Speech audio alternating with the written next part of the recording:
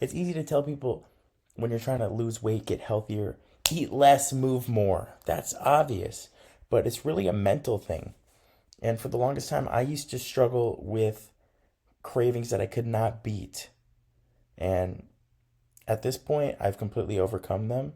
And I'm going to share my exact step by step blueprint of how I did that. And obviously, it starts up here. Okay. So, first off, I used to constantly resort to food when I'm stressed. That's very, very common. Food as a stress outlet. After a long day, I come home and I want some bullshit. Okay. Just because I wanted dopamine, comfort. But I discovered three specific slopes that were secretly triggering these cravings, okay? And once I was able to figure them out, exactly what they are, and overcome them, everything changed. And because of that, now, again, like I said, I rarely have cravings like this anymore. So stay locked in, grab a pen and paper, and I'm going to show you exactly how I overcame this through my story, okay? So my old routine went something like this. I wake up, I grab something light, start the day with some carbs, right? Just something light though, fewer meals, fewer calories. That's all I cared about. Just something to hold me over. And by mid-morning, I was starving, absolutely starving. Because I had something light in the morning, but it wasn't enough. And then by lunch, I would have something light again, salad or whatever it was. When I was either at school or when I was at work, whatever they had available, just some convenient, quick way of eating. Pretty much usually what everyone else ate. And then I would not only feel super lethargic out after, but it would not fuel my body again. So then 2 hours after that, it would be mid-afternoon. I'm talking like 2 or 3 p.m. and I'm exhausted, starving again. And I'm having only 0-calorie soda the entire day just to, curb my cravings, is what I told myself. But the whole day I feel exhausted and starving. And then by nighttime, since I'm restricting the whole day and I'm fighting this off, dealing with not only a stressful day, but just fighting off fueling my body properly and just being starving, I come home excited to finally eat a real meal. And then after I do that, I'm like, I need something sweet. And then I'm just shoving my face because I didn't eat the whole day. And then I eat some bullshit. And then I'm like, oh, I already kind of ruined it. Why don't I eat more and more and more? And then it's just an all or nothing mindset. The whole day I'm nothing. And then all at night. And I completely ruin all potential progress. And then the cycle repeats. Then the next morning I'm like, oh, okay, I need to restrict again. And then endless cycle. Okay. Disaster. And then I realized, well, I knew that like nighttime is where I fucked up. That's where most people fuck up, right? I meant to say ice cream here. But I would try to hide the junk food, like put it out of sight, out of mind, do whatever I could. But it never worked. I always knew. And I felt like a robot when I had these cravings, just like going after it, right? Without any common sense available. But I realized that the nighttime cravings weren't the root cause. It was much deeper than that. It was just the final result of a buildup of things, okay? So when I talk about the slippery slopes, now we got number one, fake hunger. Okay, so oftentimes when anyone's hungry, when I was hungry or just wanted food, it was actually dehydration hidden as hunger. Okay, it wasn't actually hunger. And I only drank diet soda the whole day. I didn't actively try to drink water. Your body takes a while to realize that you're actually thirsty, but you're much more sensitive to hunger. And when your stomach's empty, you immediately think you're just hungry. So because of this, I had an empty stomach and I was always feeling hungry. But when I started forcefully drinking water, whenever I was hungry, I'd drink water first. That's when those hunger moments disappeared, a lot of them. Okay, this took care of a lot of it. Then I made sure that I have a massive amount of protein each meal. So like I talked about yesterday, or in my old routine, I used to wake up and just have like a banana, something light, but there was no protein in there. And protein is the most satiating macronutrient out of protein, carbs, and fats. So because of that, when I would introduce protein, then you're fuller for way longer with a smaller amount of calories. Then I do that throughout each meal. I base it around like 30 to 40 grams of protein, roughly. And because of that, I'm able to go 3 hours or so, maybe even 4, without having those cravings. You know, your body's still digesting it. It takes a while for your body to digest protein. And because of that, I'm fuller for longer instead of constantly snacking, okay? And now this took care of nightly, bullshit cravings from every single day to maybe every 2 or 3 days. So it took care of the bulk of it, okay? Next. After that, it's still there, every 2 or 3 days. So I had to realize, what is the loop causing this when it is still there, right? And this is a loop for any habit, any craving, not just for food, but any, bad vice that you might have will fall into this loop. So there's a trigger in food in this scenario, that's stress, boredom, or it's just part of the routine. Then that goes to a craving, how to cope with that trigger, okay? Desire for specific food. Oh, I have that craving and how to cope with it. Then it leads to action, okay? So this craving to action, that's where the real danger is.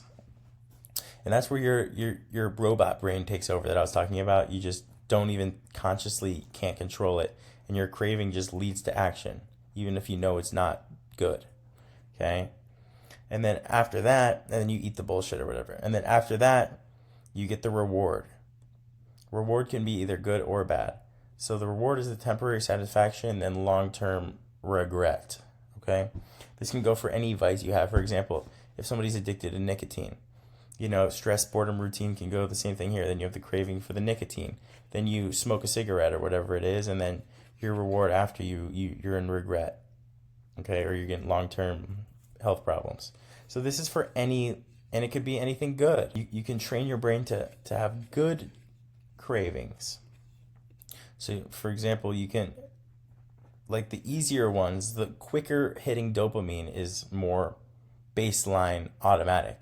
But you can train your brain to crave long-term reward after doing it for long enough. For example, going to the gym, stress, boredom, or in routine, for example.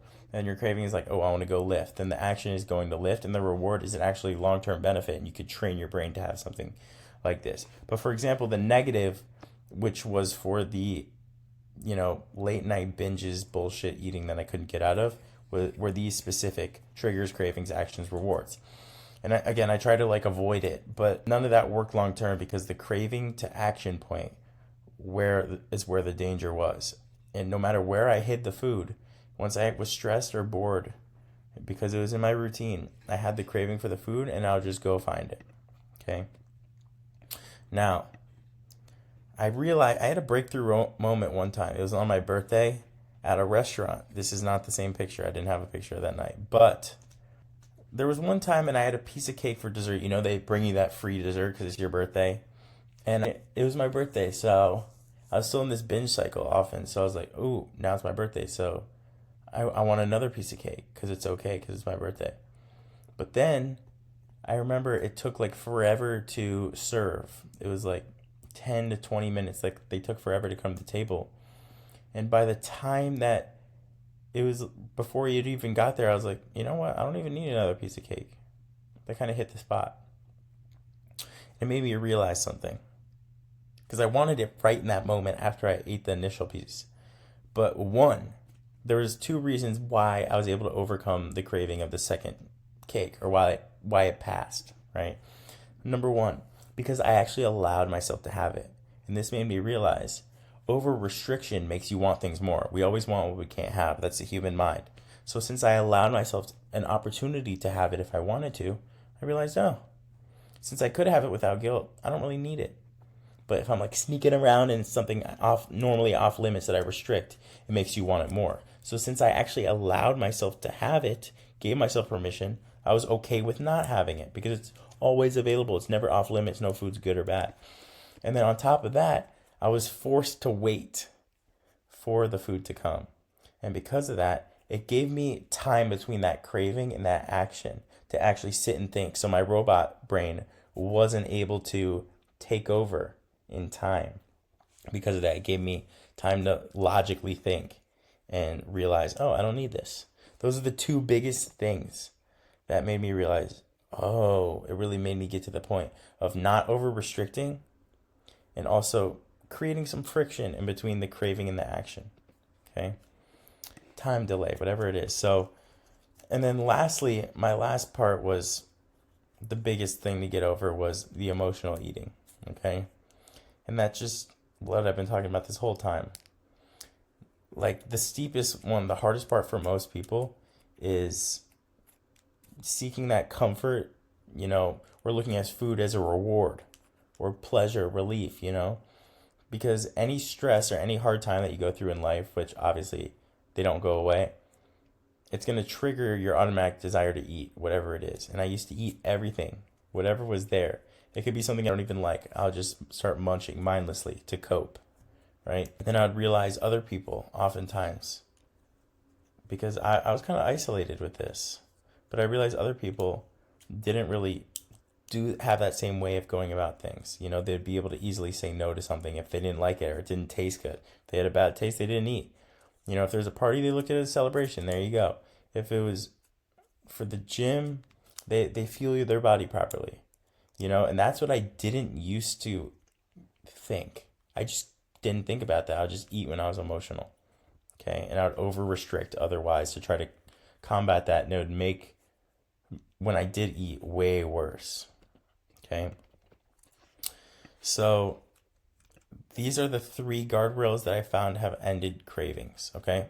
So 1, we fix the hunger. Again, to wrap it up, we fix the hunger by drinking enough water throughout the day and having sufficient amount of protein, like I talked about in the earlier. 2, you got to give yourself obviously permission to eat, so you can't over restrict, because over restriction always leads to burnout and falling off the rails. 10 times out of 10, I've been there multiple times. And then we need to create delays. So you got to not immediately act when you have the craving. Instead, you have to give yourself a routine or a way of increasing the time in between the craving and the action so you can logically think. Whether that's drinking water first. Okay, I have this craving. Let me drink water first. Let me do this first. Let me start with something healthy like a salad. Or let me write. You could even write down your feelings. I know it seems silly, but any way to get your logical brain in there. Give yourself time to think logically rather than your robot just take over.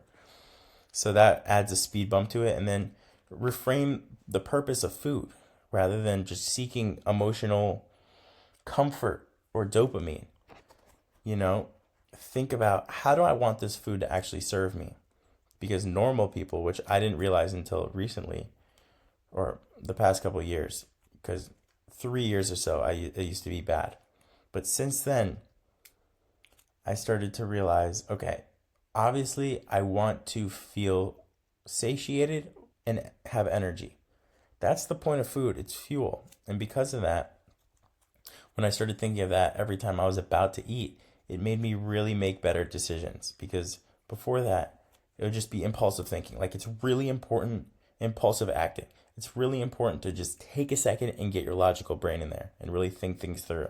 Okay? Those are the biggest things that will end the cravings as a whole. Okay? Now, I want you to know that you can do this. You can.